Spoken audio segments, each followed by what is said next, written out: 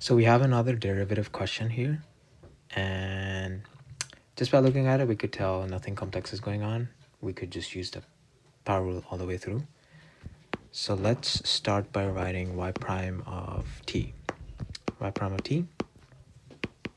And then we could go ahead and use the power rule. Power rule is just coefficient times the power.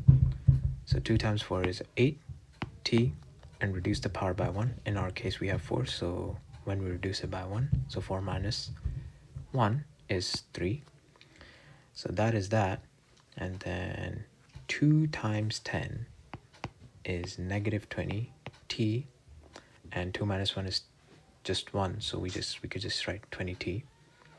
And then we have plus 13, because t has an imaginary power of 1, and 13 times 1 is 1.